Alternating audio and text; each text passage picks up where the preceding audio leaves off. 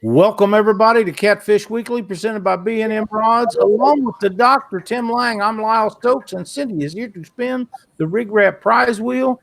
Doc, we got a bunch of people. Welcome, everybody, to Catfish Weekly, presented by B&M Rods. I don't think your camera's working. I'm Lyle Stokes, and Cindy.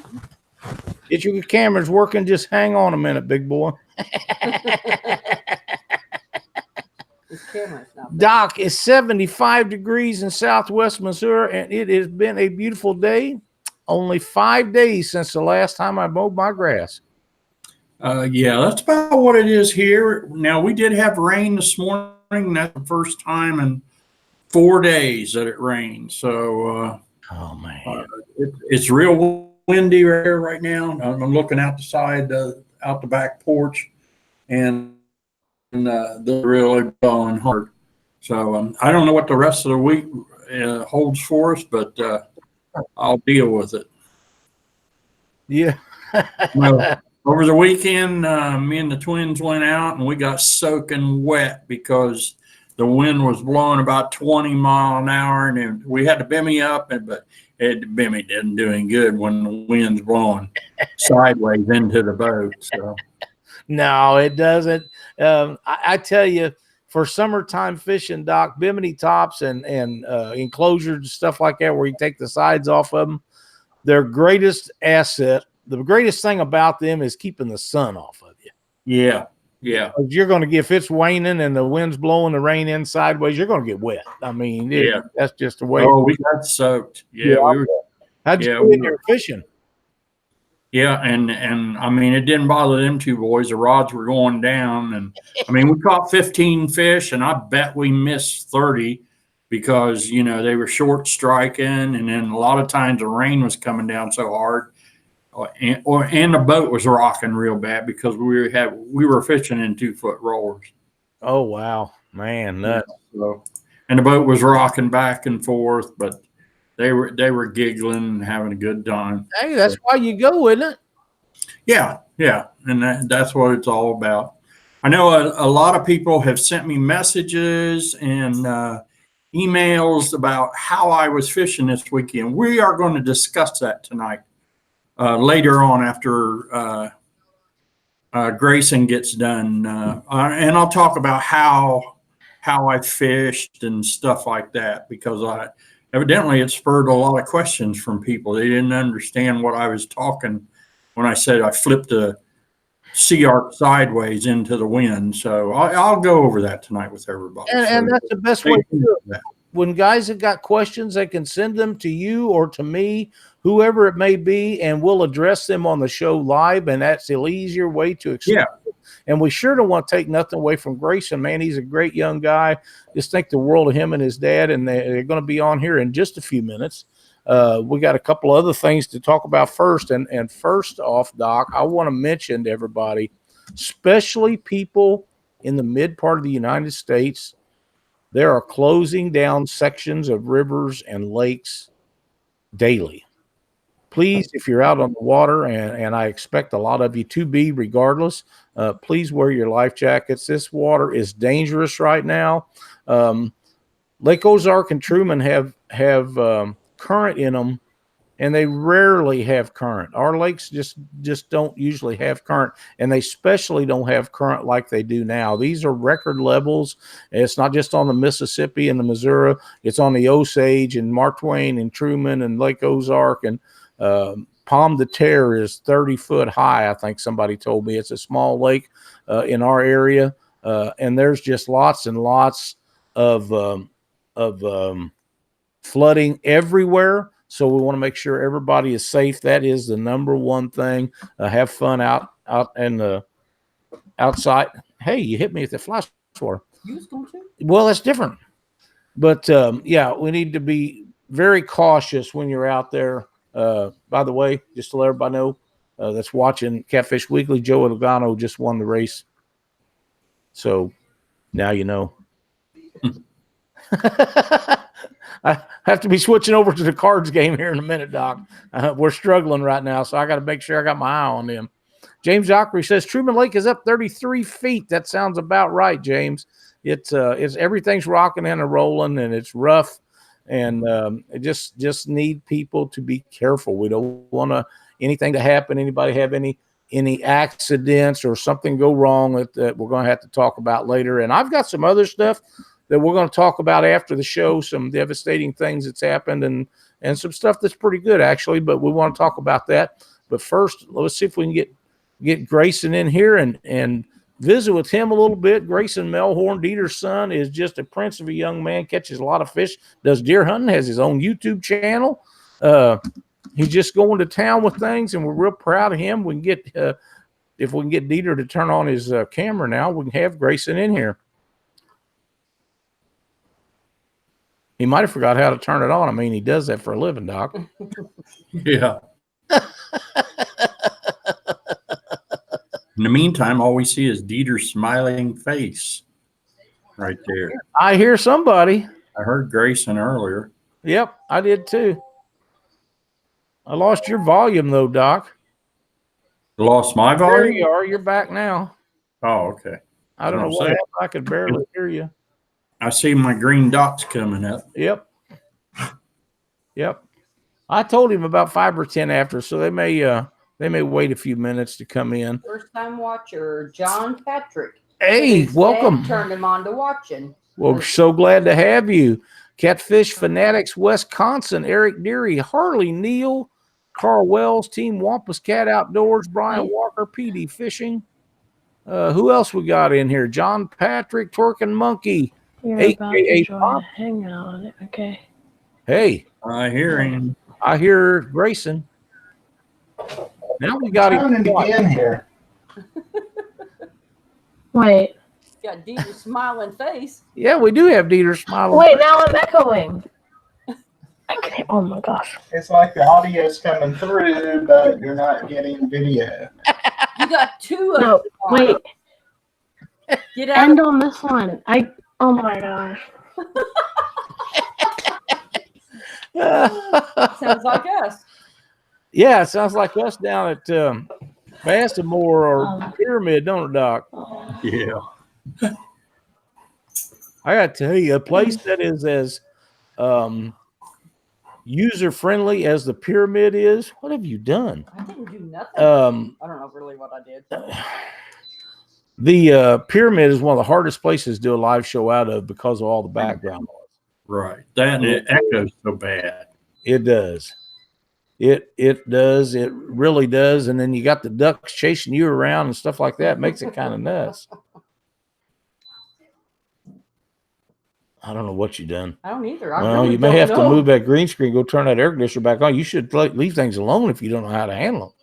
It's high-tech air conditioner. It's an air conditioner. There. Uh-oh. I hear roaring now. I'll feel it in just a minute. Yeah, we lost one of Dieter's faces. Stephen Harris said to be nice to me. I'm trying, Stephen. I really am. But when you're full-figured guy, you require air conditioning. And when she turns it off, adjusted it, it's not real user-friendly.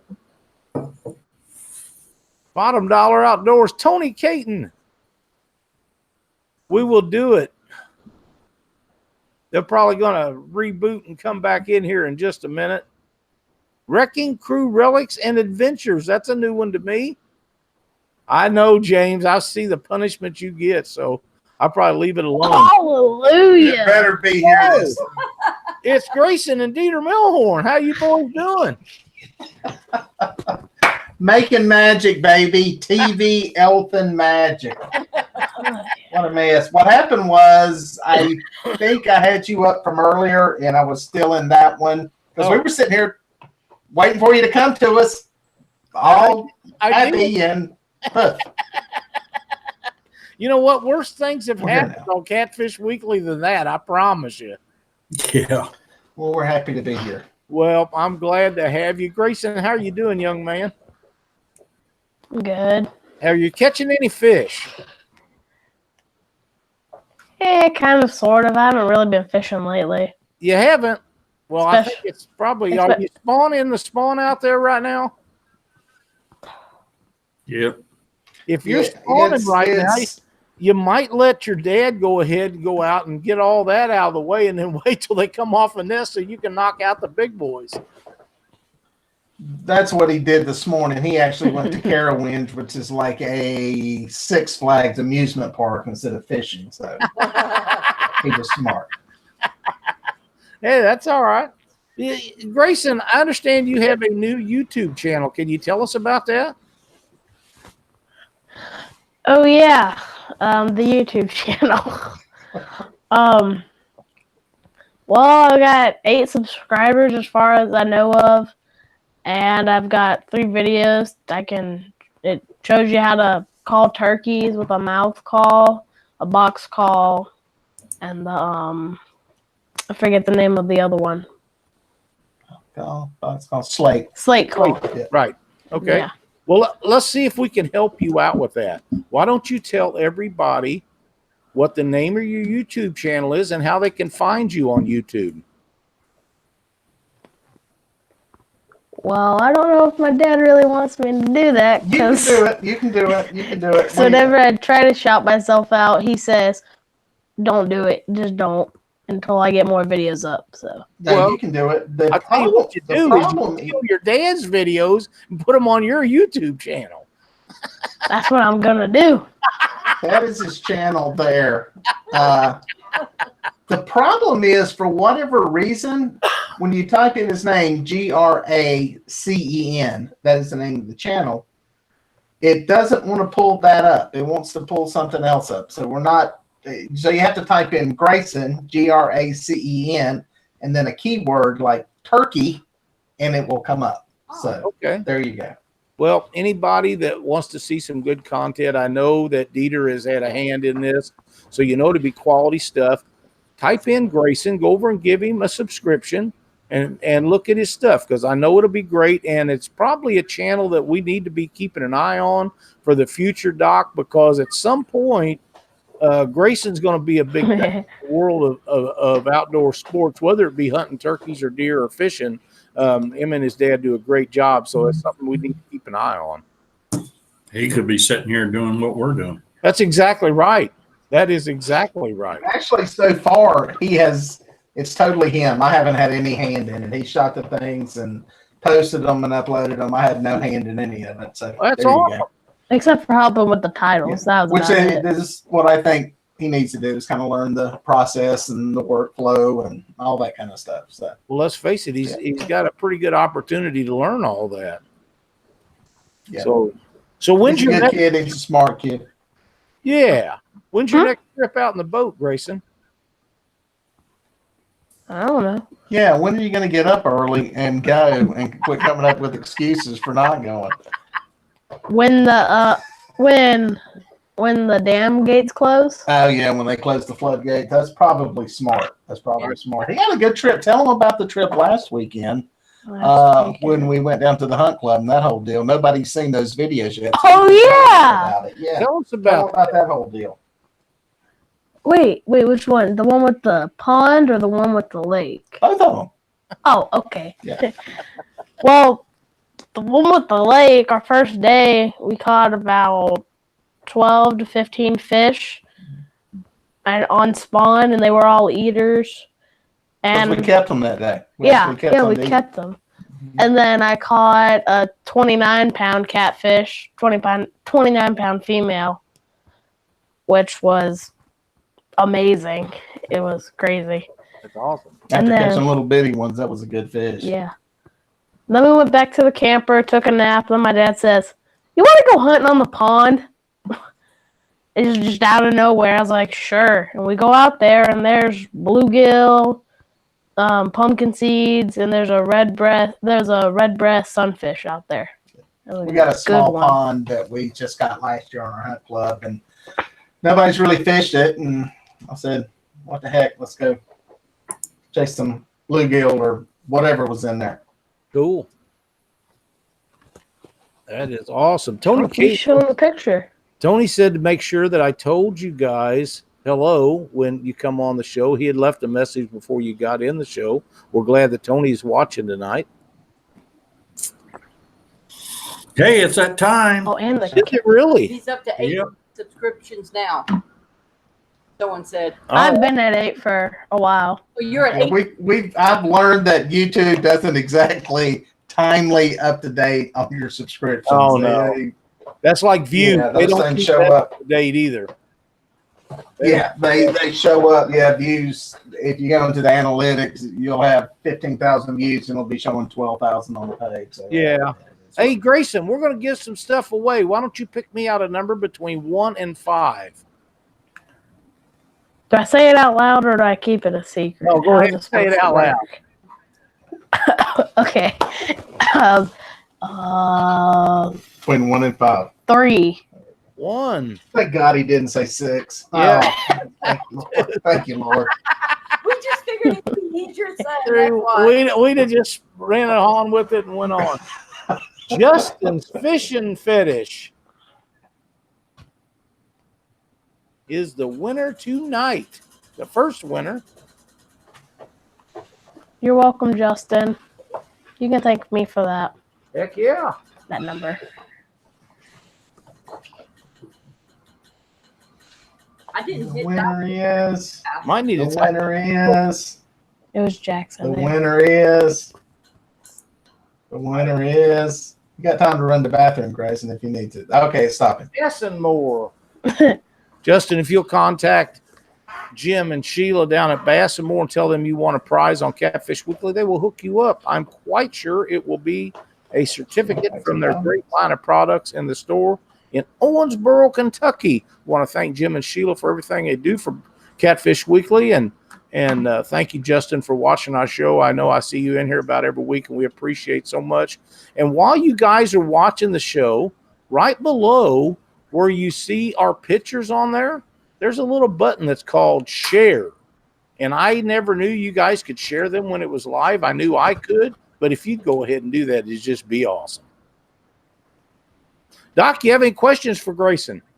No, there's nothing in the chat right now. Nothing in the chat. So Grayson, when did you start filming with your dad? Oh, wait, what? I wasn't paying attention. When did you start filming? When did we first shoot videos? Ooh, that's all. Back when he was Wily Cat Man. I remember those Way days. back. Yep. Tell them what you used to do with the little fish on the boat. The perch. I prefer not to. Tell them. It's cute. I used to play with the fish, like The bait. the bait. Yeah, the bait. They'd be dead, and I'd just get bored, and I'd just sit there and play with them the whole time. And name them. I got grandkids that do that. They name them, and then when they wake up from a nap, the fish has been culled out, and they want to know why. Oh, Tell them about your first memory fishing. What is that? I've never asked you that before. My first memory. Think about what is your first Oh memory my of God. fishing. Oh crap! Poop. Plug your earplug back in there. Oh man, my first. it's okay, I man. gotta think. I'm gotta think. First memory fishing. What was it? 6, 7, 8 years ago? Something like that. Yeah. Brian, what do you remember the first time fishing? Oh man, I think the farthest thing back that I can think of is when you remember the reels when they had like the rainbow on it. The rainbow. They were red, white, and blue, and you had like Oh. the grips like when you reel. Mhm. They were like rainbow and red, white, and blue. I remember those. Okay. And we were catching bass. Mm-hmm. There was one point where I about dropped your rod because I was like, I can't get him. You said he's straight under the boat, and I got him in. That was up in Catawba Creek. Yeah, you had a cheap rod in your hand. I remember because I always gave you cheap stuff in case you dropped it in. Yeah. Okay, so that's the earliest. That's about as far. I think there might be more. Tell them about your most miserable experience on the boat. I don't even know what that is. I was just sitting here thinking what would. I probably forgot about that. PD was asking how they put up with me, and I was just wondering what is the most miserable. Like, what do you mean by miserable? Like not catching fish, I don't know whether it be cold, him getting mad. me getting mad about something, rainy, Definitely Winyah Bay. That's that. When he gets mad at Winyah Bay, he gets mad. Why did I get mad at Winyah Bay? Because there's nobody. Because there's the current's so bad. Oh, when we were out The there, anchor and everything, you just 4-footers, yeah. You about yell. Grayson gets to experience my intensity. Is the best way to put it. And it looks like anger. It's my RBF, and I get very focused when stuff starts to go bad and go wrong.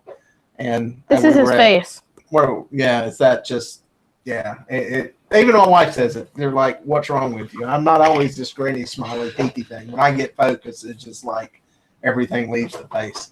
And I get scared to talk sometimes. What's that? When he's like that, I'm like scared to say anything. Don't laugh. You get aggravated and things are supposed to go right sometimes. say very nice words. What's the scariest you've been on the bay?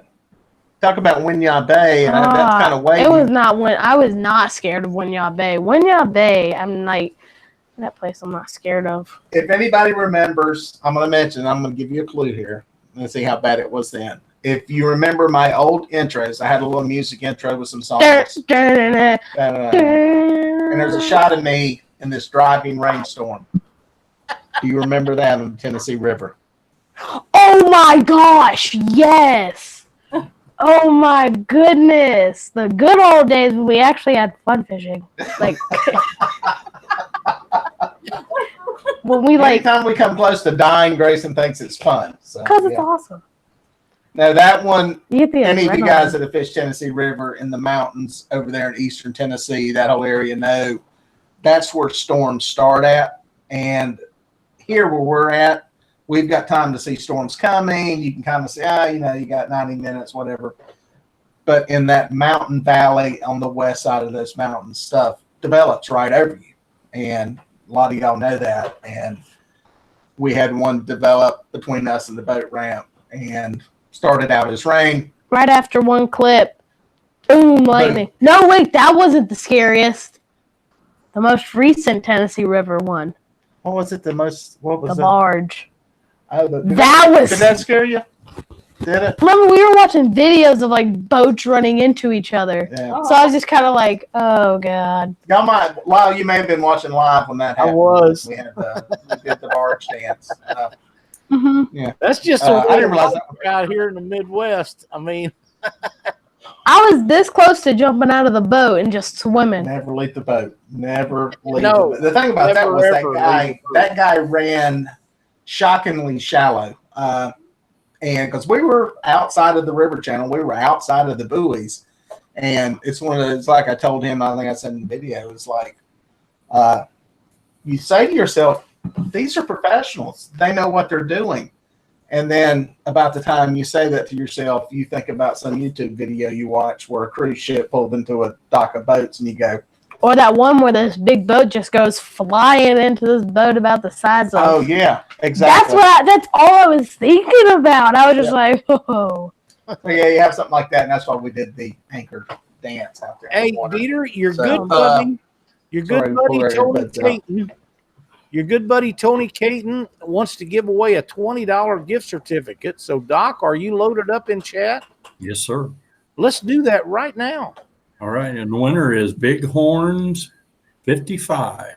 Big Horns 55. If you will contact Big Cat Fever guys and tell Tony Caton that you appreciate him offering the prize and that you was the winner, he will hook you up. Those guys at Big Cat Fever are really good to us, Doc. They just come in every once in a while and donate prizes and stuff, and we appreciate it so very much. They're great folks to deal with. We love them for everything they do for the show. And thank you guys for watching tonight. And just contact Tony and Caleb, and they will hook you up with your $20 gift certificate. That's awesome. Hey, PD Fishing has a question. You do? PD Fishing has a question. Grayson, how many times have I ran out of gas on the lake? How many? As far as I know, 0. Back now. In 50 years of fishing, he's never ran out of gas. That's all. In 50 years.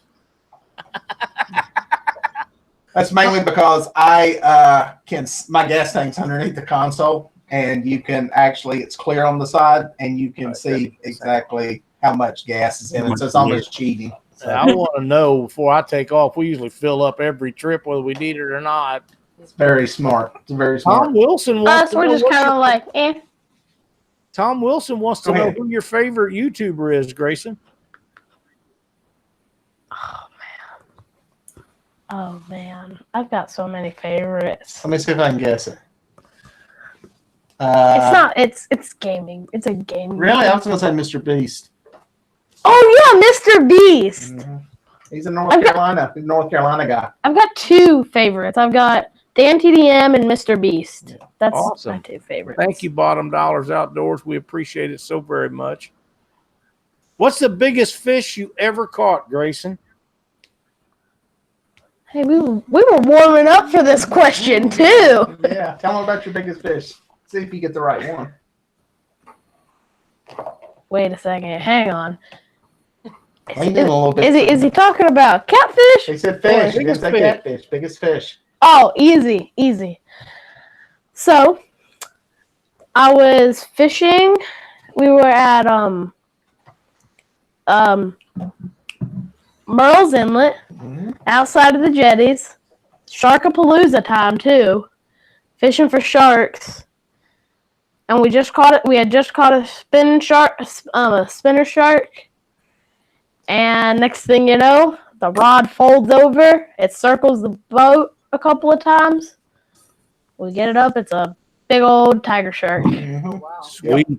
That's my biggest. Yeah, he's got a couple tiger. I'm wondering if the nurse shark wasn't bigger. No, the nurse shark wasn't bigger. That Okay. tiger, in length, it was about the same size, but in weight, it was way bigger. The one we got to get video of next to the boat. Yeah, that's a couple 100 pounds. Yeah. Now, I know you've caught The one that- blue catfish. Tell them the story of your biggest blue. That was a memorable one. Well, it was winter time, and it was January 1st, New Year's Day. We were on Lake Wateree fishing shallow.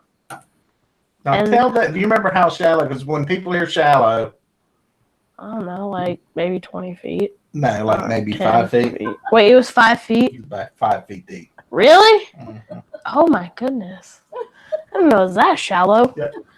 But, so it's about 5 feet of water, shallow.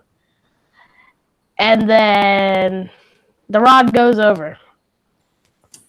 And it starts to circle the boat, goes around, goes back, goes under the boat, goes everywhere. Now I'm thinking it's 100 pounds because I'm like, how old was I? 8, 9? It was 8. Was it 8? Because I think that was the year that I killed my first deer too. No, I think it was right. That was the year before. 7. You were pretty little. When people Oh, go back yeah. to the video, you'll see how little it was. Yeah, I was. It might have been. I don't know. You can Google it. You'll see me on Google, like this first picture. So we get it in the net, and I'm just freaking out. My dad's like, "That's a pig! That's a pig right there!" And I was just like, "Oh my gosh, that pig is huge!" And it's just crazy. And my dad says, "You have the biggest fish on. You have the biggest fish on the boat for Lake Wateree." Yeah, because we had never caught anything over 60 in Lake Wateree at that point. Yeah, That's all crazy. That was crazy. What's your favorite Bottom kind of feeders fishing ass. Oh, what's that?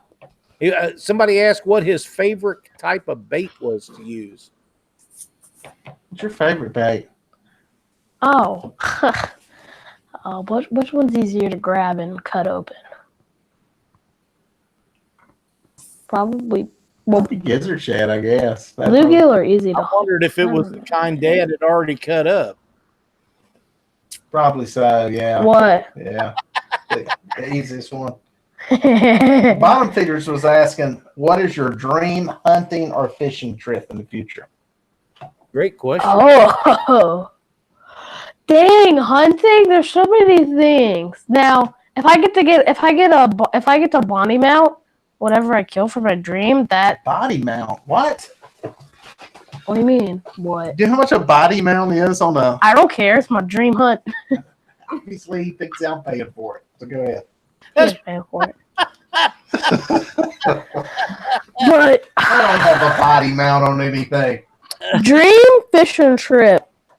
I probably want to go far out and catch a great white. That's about my dream trip right there. Me too. Wow. Definitely sharks. Yeah. Yeah. Sharks are just my dream.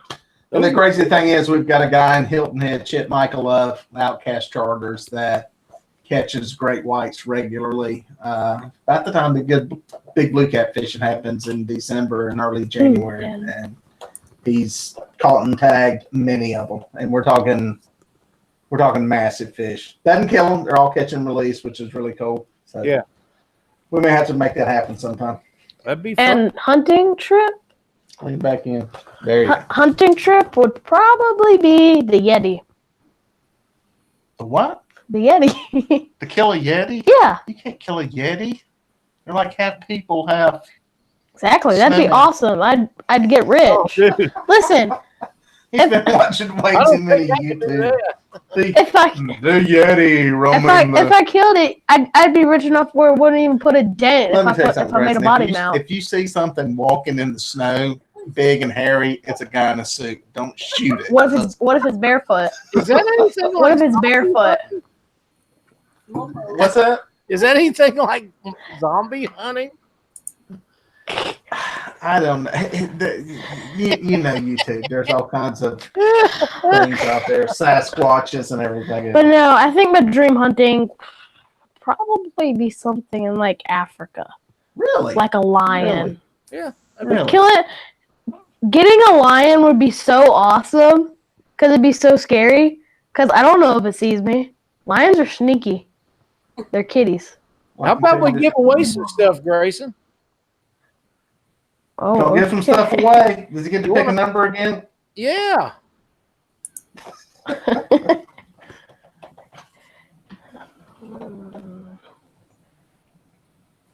What's the numbers between? He didn't say. 25. Oh, between 1 and Okay, 5. okay. 2. 2. I like that one. 1. 2. And the winner is Jeremy Cottingham. Jeremy sends me a message after every show, wants to know if he won anything, and I tell him every time if he'd watched the show, he'd know if he won or not. Rig Wrap. Jeremy, contact me after the show, which I know you will, and I'll hook you up with some great products. Glenn from Rig Wrap. Rig Wrap's been with us and helped us in so many ways, along with a lot of other people. They help a lot of other tournaments and different things. A lot of other videos and stuff. I know Dieter uses Rig Wrap products. So thank you, Glenn, for everything you do. And thanks, Jeremy, for being a part of Catfish Weekly. Great stuff, man. So do you have your own tackle? Mr. Gadget said, what's your target this year? A 500-pound shark, a tuna, a flathead over like a personal best? What you want? Oh, man. Pick a big shark.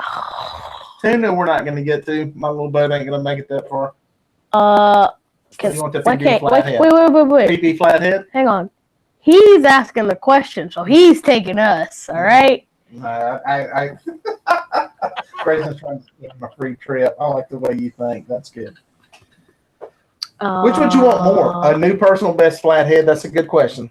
Because your personal best is 38. Or a 500-pound shark.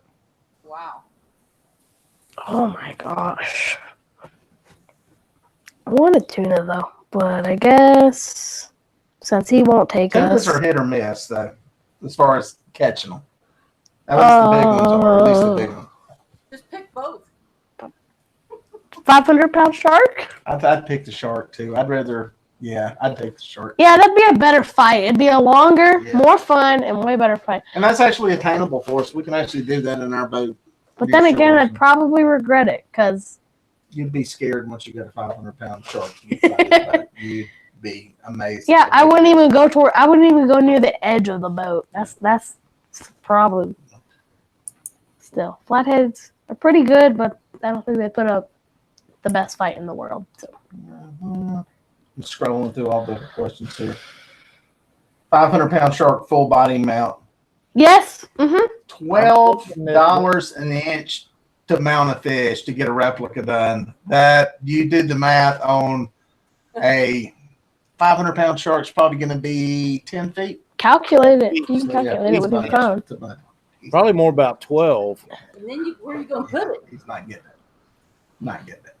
Wait. Just put 12. You'll have some good pictures of the shark. Wait, Just where would you put it? That you'd be getting at about. Wait, time 12 you get a times job. 10. That's Hey, Yeah, job. I think you got it there, Lyle. I heard something about a job. That was Yeah, I'm thinking he'll get that mount. mount, save all the measurements, and then after he gets out on his own, out of college, gets him a job making millions of dollars a year, then he can get that mount. Exactly. Wait, it only cost $120. 12 times 10 is 120. Wrong. It's an inch, not a foot. Oh, never mind. Never Yeah, mind. it's an inch, Yeah. not a foot. Go ahead. Try to count. I don't know how Yeah, to calculate it. It's So, a lot of money. Point I'm one guessing it'd have to be about times- 14 foot long, Dieter. That'd be a big one, man. Better get him a. Yeah, that's crazy. And there's people that get those replicas made too. I mean, we saw one at I'm the about to get a shoulder. Marine Lab, that big hammerhead that Bucky Dennis caught down there, that world record. They got a replica of it. No, that'd be. Ow, dang, I Won't be was long. about to say that'd be my dream fish. I'm still great saying hammerhead, but my biggest trophy channel cat I caught was over 29 pounds. I'm still saving up for that. That was years ago. It was $8 an inch when I checked on it. $1 at about Wow, that's a huge channel cat. It was a That stud. is huge. And it was so black and pretty. I just, every time I think about that, it brings a smile to my face. It was a great fish. Trying to see if I saw any other questions here. I'm about to get another shoulder mount from my 9 point. Oh yeah, you got another deer coming in. So A 9 point buck. that's in the video we did last year. I forget the title of it, but yeah. It only took me 4 years to get another shoulder mount. All right, that's a good question. And I know the answer. Hunt or fish? Hunting. Okay, yeah. Hunting. He actually likes hunting better than fishing. Because you get to shoot a gun. Yeah, and like somebody said, who was it in here? Said something about I'm raising a natural born killer. You're exactly right. That's 100% Grayson correct. Grayson likes to hunt and shoot stuff. And the worst mistake I ever made, well, I always told him, I said, whatever you shoot, you got to eat. Normally that stops people. And we were sitting here one day and he comes walking in with a bird that he'd shot. And just as I'm about to scold him for shooting something he can't eat, he proceeded to tell his mom that we're going to cook it and eat it. And mom put an end to that rule. So that kind of broke it. She screamed and hollered and he's crying because he wants to eat the bird. I wanted to try it. And everything. But he eats squirrels. He'll eat about anything. Oh yeah, squirrels. So Squirrels are delicious. Those. They're good. why don't you go kill some asparagus and try eting that and some broccoli. Try killing some broccoli. Nah. Some of that stuff I'm out good. the garden. Yeah, that's funny right there. The broccoli doesn't die until it gets molded. Well, no, I mean, just pretend that's what you could do is pretend it's like an Yeah. animal and shoot Oh. and then eat it. Oh yeah, like the vegetable burgers, pretend it's a regular burger. That's What true. kind of hooks you like to use, Grace? Oh. Circle. Circle? Bang. Circle. Any particular brand? What is Any it? particular brand? Brand? No. Whatever Dad He has. likes what Dad has. What's in Dad's tackle box? Yeah, do you know what That's kind a secret. Yeah, their Hooker's Terminal Tackle is what I've got there. I forget which one that. It's the one that looked like the Gamakatsu. They got some different names for them. Yeah, So man, there's canners ones I use. probably they work really well. I think that's what it is. Yeah, they got some names. I can't ever remember which names they are, but they look just like the Gamma hooks and just a lot cheaper and easier to get bulk packages from them. That's exactly. Ooh, take me bow fishing, Daddy. You'd like that. Bill Arnold with a suggestion: bow fishing. Yeah, I see. That's where we'd have to have a good lesson there on that, because it's fun to shoot them and kill them, but you gotta be particular for what you're shooting and killing. Grayson, what is your favorite setup for a fishing rod? I don't really know much about that. I was going to ask What you, do you mean by that? is there any of those rods that I got? Well, you do, because you always say this whenever, because it really comes down to those two big cat fever rods, the medium and the medium heavy. Medium heavy all the way. You like those better? Yeah, they're so much easier. See, the medium ones are fun, but when you use them all the time, they're just they get kind of boring, because it's just the same thing. You're like, oh, got a big fish. It comes in, it's a 5-pound channel cap. Just whooping their butt real quickly is what it comes down to. So, Hey, Joe, how you doing? The medium heavy. Matter of fact, speaking of bow fishing, I'm trying to get in my woods and go bow hunting for deer. I found a good antler that a couple months ago. He got a crossbow and he wants to shoot a deer out here, basically in the yard. So Yeah. I understand that. Yeah, so as long as it doesn't run off to the middle school near here and die in the front lawn of the place, will be okay. Like, hey, just shot the deer. Sorry about that. Yeah, that can happen. If they stay in the creek's right back there, so It'll die before it gets there, right? Yeah. That's what I always thought would happen too. So. Heck yeah. it's gonna get right to the creek and die. Just like my buck. It's gonna just like my first buck. It's gonna get in the creek and die. That's it. I thought the same thing was going to happen. Somebody let me hunt some land in Charlotte, right next to the Charlotte airport. It was in a wooded municipal area. It was Eaton Gardens. Went in there bow hunting, shot a doe to run downhill, stumble at the creek. It ran down the hill, back up the hill, through the backyard that I could see through the woodlot. Went right past some kids that were waiting on the school bus and folded up in the ditch and started doing the death spin. Sounds like that dog. You I don't even talk about that on the show. That's something. It was. Wait. Did you have to walk over there in front of the kids? I wait till they got on the bus. Yeah. They just turn around and see you picking up the deer. Yeah, I waited till late. PD Fishing is asking, please tell me he's not a Fortnite freak. I guess I can tell that by your shirt. Oh yeah, Fortnite freak. I got the battle pass, so I'm just gonna finish the battle pass and play Overwatch. I'm gonna be an Overwatch freak. Mhm. If anybody knows what that is. Yeah, Better keep people away from blue kids. Oh, he on that. If they know what that's right. Fortnite is. Luke is in that whole world. I think out of 117 people, there's like 7 that know what the heck Grayson's talking about right now. Yeah, Maybe Overwatch and Destiny. That's about it. I don't even. I only know what it is because he's grounded from it right now until he gets his schoolwork caught up. So there you go. What row? Yeah. Does that include fishing? What's that? When he gets grounded, does that include fishing? It actually does. What? Does. Yeah, you actually, when he was asking, do you get grounded from fishing? And yeah, that is part of it. So he can usually earn that back quicker than he can anything else. So. I'll bet. I can earn hunting back quicker. Yeah. Actually, no. I earn hunting back slow because I like that as much as I like playing Fortnite and any other video game. Colorado Fisher says they have a fishing style Fortnite game. I don't know if that's a joke or not. We'll have to check that out afterwards. Yeah. Well, wait, hang on. What do you do? Are you a fish and you throw hooks at people? Throw hooks at other fish. I'm down to play it. I actually sitting here scrolling through the comments. That's why my head's down. Dog asleep, someone asked. Doc's not asleep. He just hanging out. I'm just in monitor mode. Hey, Doc, what do you say we give away some more stuff? Yes, let's do that. All right. Grayson, pick me out another number between 1 and 5. 5. All right. That's Taylor's 5. Technically, that's not right. It has to be between them. You know, 3, technically, it's only 2 more. 4.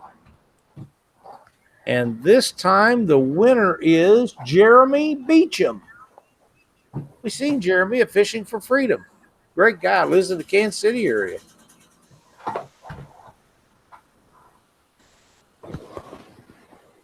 Wait. Come to Mississippi, Grayson.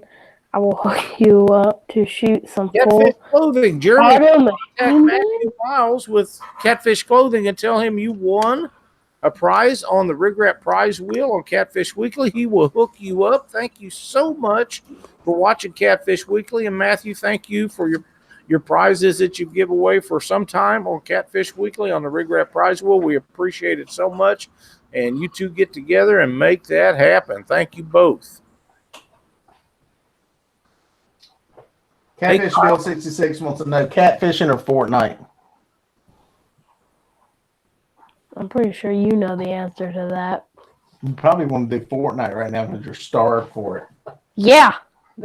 I'm like, I will take, if I can play one round of Fortnite, I will take full advantage of that. I will go to creative mode and spend 4 hours. Mm-hmm. Yeah, you get a 4-hour round. I don't know how old you are. Listen, everybody. Cindy wants to know how old you are. I'm 12. You're 12 years old. Yeah, we have a grandson that's 13, And so he likes that Fortnite. and he likes some kind of Fortnite. game thing. I don't know what none of it is. So It's what he likes. yeah, It's that whole world likes it. It's probably just another evolution from whatever we were playing, whatever Yes. generation you grew up in, whether it be pinball machines, Pac-Man, I Centipede, remember all that stuff. asteroids. The thing I remember most, though, Dieter, is a set of slicks on the back of a 67 Cougar and a 4-speed in my right hand. That's what I remember. Yeah. You all used to play the Yeah, he's got a few years before he's driving. So Yeah, thank God. we started early in Missouri. duck hunt. You all used to do duck hunt. When they first come out with them computer games, what was it, an Atari that the kids had? No, I didn't. Atari, yeah. Or Atari or something. Commodore Game. What was that, Doc? Commodore 66. That's it. Maybe so. Commodore It had a 64. duck hunting game on it and a trap shooting game Yep. and Pac-Man. Yep. And I played those with the kids when they was smaller than Grayson, actually. And they go home instead of doing I have no idea what games you guys are talking about. I know. But I'm just gonna do go with not it. know That's right, Tom. None of this stuff. I made them listen to me talk about Fortnite and other games. Might as well listen. That's exactly Read right. on a walkie-talkie.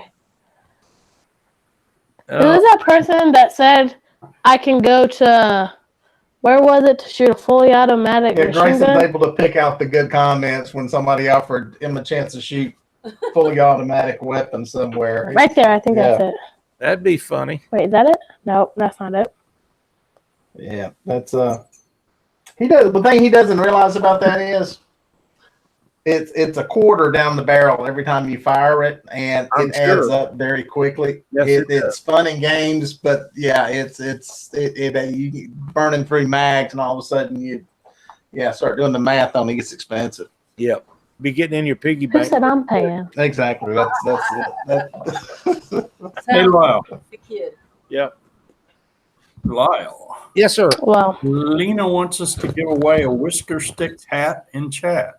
A whisker stick hat in chat. That's awesome, Lena. Thank you so much.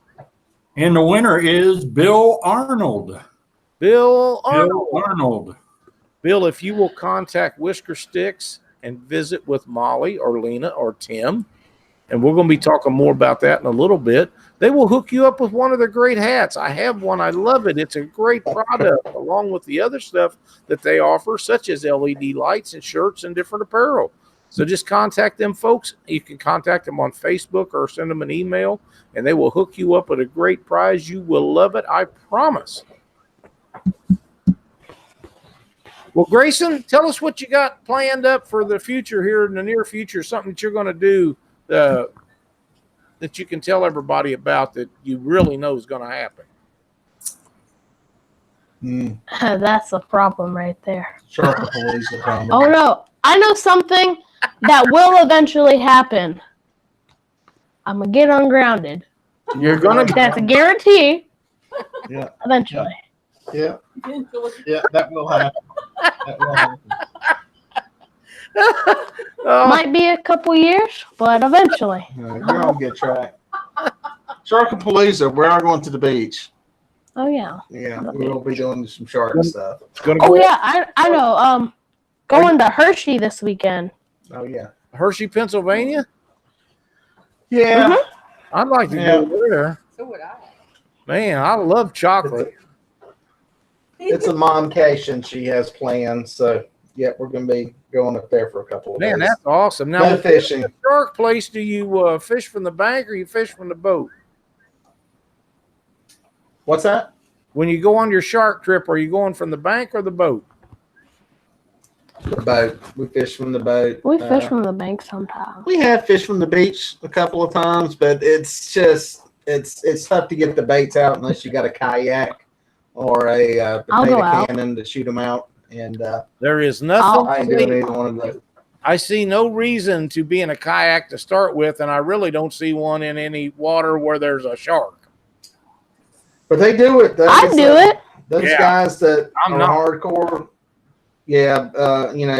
surf fishing for those things. They'll paddle those baits out there and drop them. But yeah, we do it out of the boat, and it's the same boat I use here. We just pick and choose our days and weather. Make sure the weather's good. So I'll say this: don't tell me about any shark attacks if you want me to take the kayak out there to drop the baits. Now, if you tell me, hey, did you hear about this dude that just got a shark attack? I'm not going. I'm turning around. Our biggest threat on the coast here is riptides. I think we've had about 6 people killed in the Carolinas, from the Carolinas down to Virginia this year from riptides. Wait, riptide? So what's a riptide? That's where you have like a sandbar or something and the water's going out in an area, and it basically is a strong outflow of water. And it where you just that's happened to me before when I was little. I about got pulled out to the ocean because I was just sitting there making a sandcastle. I just go backwards away from it. I was like, wait, what's going on? And then my mom comes running after me. That's why we used to tie a rope around you so we could pull you back in. Oh man, you guys are a blast. Thank you so much for joining us tonight on Catfish Week. Thanks for having us. Oh, Dieter, it's always a pleasure to have you on the show. And Grayson, you was an absolute blast tonight. We enjoy so much watching when you're on the boat with your dad and seeing the stuff that you do and watching you catch them fish. You're a great young man for our sport. We're so proud of everything that you do. That's where you say thank you. I know I did. right when I was saying thank you. Well, you keep fishing, man, and and shooting videos and hunting and stuff, and we're going to keep watching it for a long time to come. Okay. All right. After summertime, it's deer season, so we'll be here. We'll be there. Thanks for having us, guys. Anytime, Dieter. Thank you guys so much. Gracen and Dieter Melhorn, some of the greatest guys in the sport, Doc. I mean, they make some awesome videos, and them two are a blast when they're out fishing together. Yeah. They are a hoot. All right. I know that you got some stuff you want to talk about. Why don't you go ahead and do that, Doc? All right. Well, I got a lot of emails. I took my grandsons this weekend out on Rocky Fork Lake. We got there. The wind was really cranking. I posted a picture. It wasn't bad when I first posted it, but when the wind is cranking and really rolling some waves, especially on the long side of the lake, it can be tough fishing. One of my favorite ways to do it is to flip my 24-foot Sea Arc sideways and let the wind just push us down. So, and people ask me, how are you doing this? So this is showing you what it is. This is my arc right here. The pink dots are where I have the rod holders. Sometimes I use 1 or 2 drift socks. Over the weekend, all I had to use was 1. and I brought it off of the front of the boat. That kept the boat sideways the entire time. And we were going about 0.7, 0.8 mile an hour. The water temperature was 75.9 degrees, so pretty aggressive bite was going on. And the kids caught like 15 fish. They probably missed another easy 20, 30 fish because a lot of the fish were short striking, trying to run down the baits, that kind of stuff. But so that's a setup I was using this weekend. And what's nice about it is you're covering a lot of water. What on the two end rods, most of the time I'll run planer boards. So that gets the lines on out even farther. So you're covering a lot of water area. Now be advised, I wouldn't do it on any kind of a boat. I'm comfortable with my arc. You know, it's real stable. It's real wide. It doesn't rock back and forth in those waves. What it does, it rides up on top and then sets back down and rides up on top. So, you know, there's no water crashing into the sides of it. And that type of stuff. There are blues, there are channels, there are flatheads in Rocky Fork. And I was targeting both the blues and channels that were in there at the time. So I just wanted to go over that with everybody. It seemed to generate a lot of questions. People might have been a little bit confused. On some of the lakes here in Ohio, there are creeks that naturally feed a lake. So what I like to do on that is I go and put this C-arc sideways and then split the creek, you know, try to go right down the middle of the boat using the boat. And the other thing that I do, you know, even though I run the planer boards on the outside, I'll run a long line, then a short, and then a long and a short on the other four. That way they're not getting tangled up. A lot of times the channels blues have a tendency of grabbing a bait, and then they go off to the side. And then there's almost no way to get them to keep from getting wrapped up. But, you know, that's the setup I'm using. Mr. Gadget, how long of a line are you using from the sock to the boat? Longer or shorter for sideways drift? My line is about 8 foot long. I've got a float on it. And then my drift sock is 54 inches. So it's pulling some serious water in that area. So, and that's how I do it. Doc, do you think catfish, do you think shad are a good catfish bait? I was lucky enough to catch yeah, I love using shad. Two big baits that I use are shad and skipjack. So, you know, just want to give that info to anybody if they had it. You know, here at Catfish Weekly, we try to answer as many questions as we can, you know, when we have guests on. But Lyle and I have a lot of times that, you know, we're out doing something and, you know, I kind of take it for granted when I'm doing something. And then it just generated a lot of questions when all I did was posted a picture of the two boys and I told people I was drifting sideways. So it generated a lot of questions. And I appreciate that. Thanks a lot. You can't find out if you don't ask the questions. And when it comes to fishing, they're all important to us. If we can help you in any way, that's why we're here. Yeah, and you know, I had the trolling motor down, but the boat was staying sideways perfectly. Now, you know, I can use the trolling motor to adjust that boat.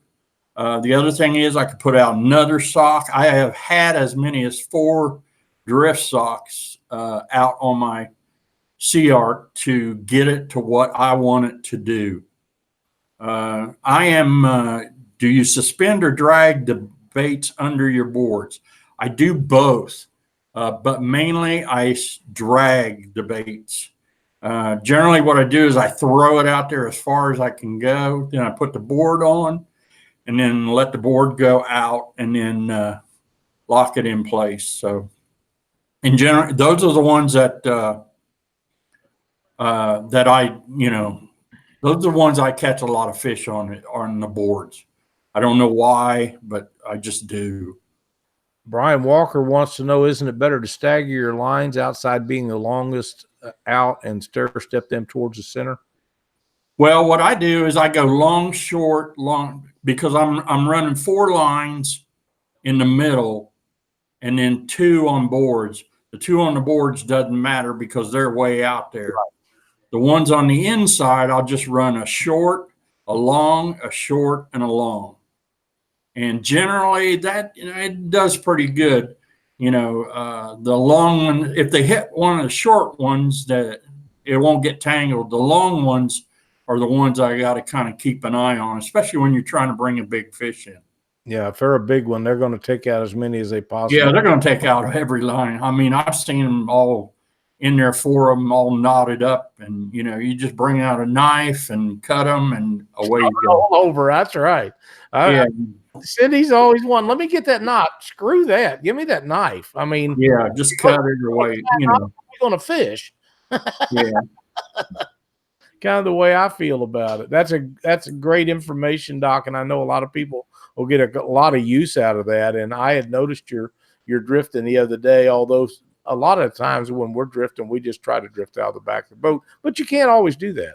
No, you can't. I mean, sometimes, when I'm fishing the Tennessee River, a lot of times there's a little bit of current, so then I'm forced to go out the back. Right. But I like to try to get as much of a spread as I can. Especially if I'm on a river system, I really like to get a big spread on river system because you don't know if those fish are on those ledges, if they're up on the flats, if they're down on the lower side of the ledge. So when you've got a big spread, it evens your odds out of getting a good fish. When I was on Wheeler Lake, I was having to use a trolling motor to drag baits.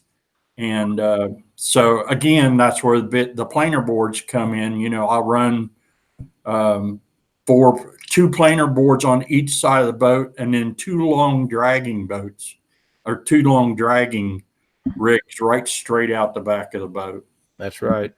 And USA Catfishing still run planer boards on the river. I'm sure Doc does. I know that I run them on the rivers. I don't care how much current's on them.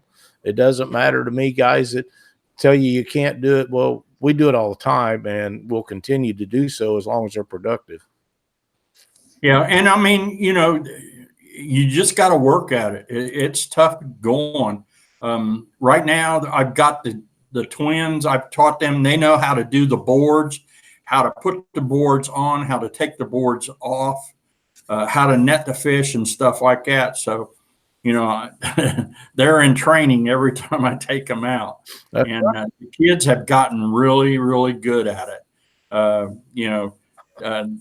They don't, they're not so much into casting baits because they get wild with them and they go everywhere, where I've been doing it for so long, I'm pretty precise, but then sometimes I mess up and I'll throw them over top of one or the other. So I just want to give that information out there to everybody.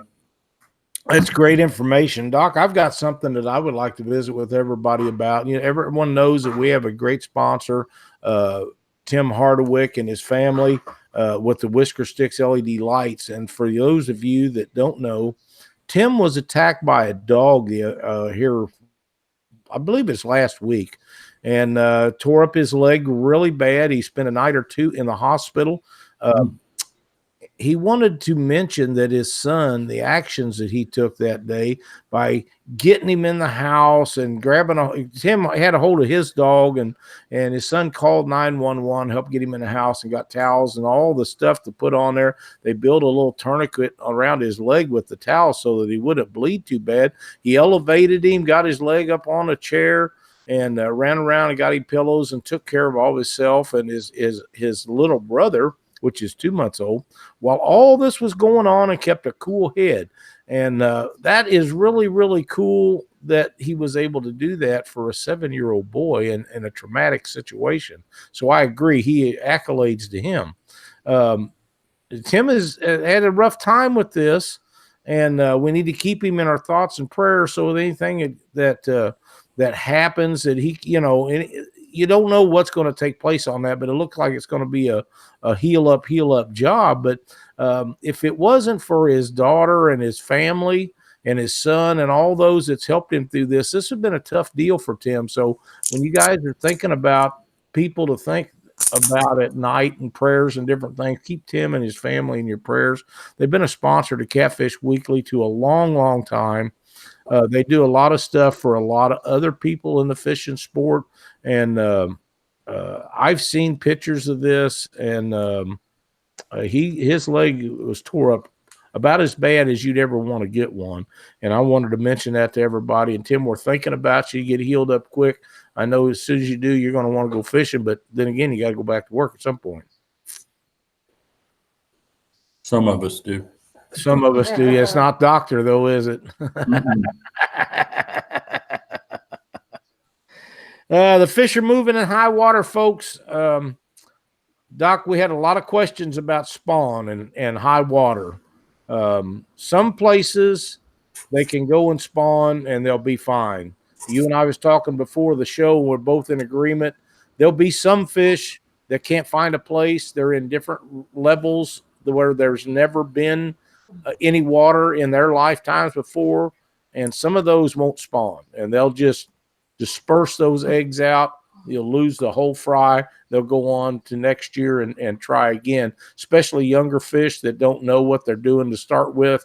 And it takes a few years for them fish to get ready to go. But like I say, the ones that like above the kick up dam, there's real wide and the current's not terribly bad. Those channel cats and flatheads are probably going to a place and find a hole or a bank they can get into, and they'll go up there and spawn and they'll be fine. But you get down on the Osage where it's ripping through them banks where them big bluffs and stuff are. There's a limited amount, and them fish have never seen current like they're seeing now. I'd be surprised if Lake Ozark and Truman have a very big spawn. They may, but I'd be shocked if they do. Yeah, me too. Fast moving water is not the greatest to spawn in. Especially if they're, like I say, a lot of these younger fish that's never first time spawners or maybe second or third time spawners, they have no idea what it's like because they're in a situation they've never been in before, especially if they're in impoundments. Now, the ones that's out that can get into Mississippi or the Osage or the Missouri or whatever, if they've ever been down there, they probably won't forget. It's amazing how they can go back and forth for great distances and do it year after year or every 3 years or whatever. But they catch these fish on different bodies of water where they've tagged them and different things. And speaking of tagging fish, I did get a message back from the head of fishery department the other day where I had sent him another message about doing something and trying to be a part of the tagging system. And they are not going to allow anyone in the state of Missouri to tag fish except them. I don't care who you are, what you try to do. You're not going to buy your way in with them guys. And they are steadfast against any state that's allowing that by non-professionals. Because they kill too many fish not knowing what they're doing. Oh, okay. So I wasn't going to mention that, but Benji brought it up. That's the reason. They're just not going to allow it, and they don't want any part of anybody else that is doing that. And I will mention this, Missouri, far most in knowledge of catfish especially, but all others, they are the top of the food chain when it comes to knowledge and statistics and things that they do on things. So I'm not going to doubt their word. I don't like it. I think they could gain a lot more information if they would allow that, but it is never going to happen. So just thought I'd mention that. Doc, do you have a tip of the night? I do. Here, let me get this again. Okay. One of the issues that I run into when you're drifting, when you're dragging baits, when you're bouncing, what are the term? Bumping, those kind. At some point in time, you're going to get hung up. And one of the things I see a lot of people doing, which is kind of a mistake, they'll take that braid and they'll wrap it around that reel and then they'll pop it up. That's okay if that's what you want to do. I've seen a lot of reels because the braid is so strong that I've seen them pop those side plates right off. It'll shear them screws right off of there. And then, you drop one in the water and then you're done. But here's what I do is I've got this rubber hose, which is fairly thick, fairly heavy. And if you look, I'm going to bring it up. You can see where I've had the braid wrapped up in there. You can see where it's grooved into that. And what I do is I just grab the line, wrap it around there real quick, and then give it a quick tug. Generally, that'll shear the leader. Usually doesn't break the braid, but it shears the leader, and that's what you're trying to do. Rather than, wrapping it on your hand or a finger, boy, it's going to cut you in a heartbeat. Especially mono will do it because mono has a tendency of it'll stretch way out, and if it breaks, it comes whipping back at you like a whip. So that's what I use. I've got a rubber hose that I carry right there on the boat, and actually I ought to have two of them. I should have one on one side, on the driver's side, and one on the passenger side. But that's Doc's tip for the night.